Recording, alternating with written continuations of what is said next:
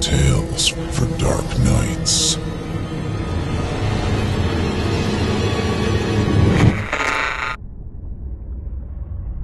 The following performance is a first-round entry in the 2017 Evil Idol voice acting competition.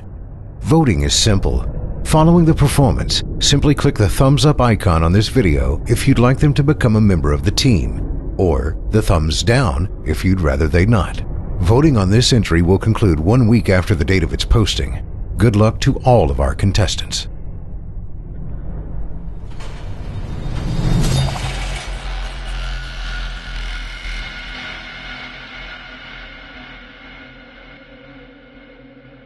The mountain pinnacles slumber. Valleys, crags, and caves are silent. "Listen to me," said the demon as he placed his hand upon my head. "The region of which I speak is a dreary region in Libya, by the borders of the river Zer, and there is no quiet there, nor silence. The waters of the river have a saffron and sickly hue, and they flow not onwards to the sea, but palpitate forever and forever beneath the red eye of the sun with a tumultuous and compulsive motion.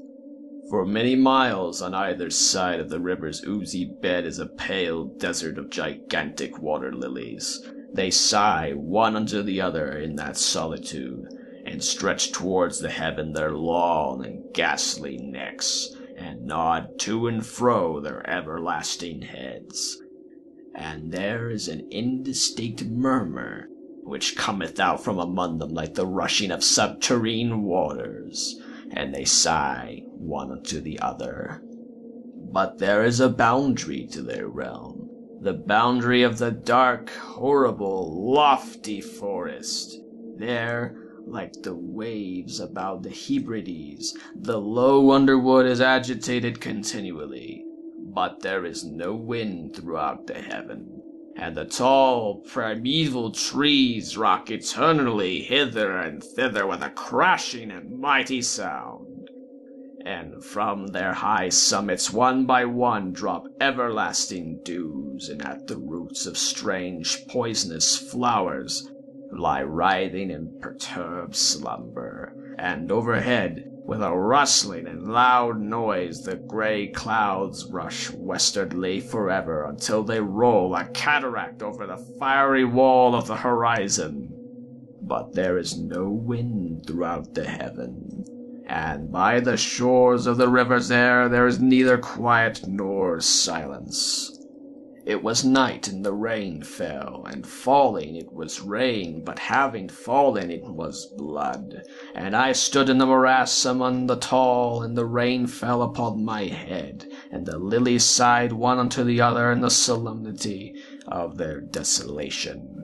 And all at once the moon arose through the thin, ghastly mist, and was crimson in color, and mine eyes fell upon a huge grey rock which stood by the shore of the river and was lighted by the light of the moon.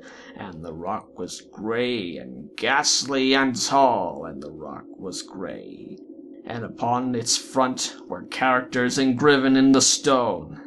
Upon its front were characters engraven in the stone, and I walked through the morass of water lilies until I came close to the shore, that I might read the characters upon the stone, but I could not decipher them. And I was going back into the morass, when the moon shone with a fuller red, and I turned and looked again upon the rock and upon the characters, and the characters were desolation.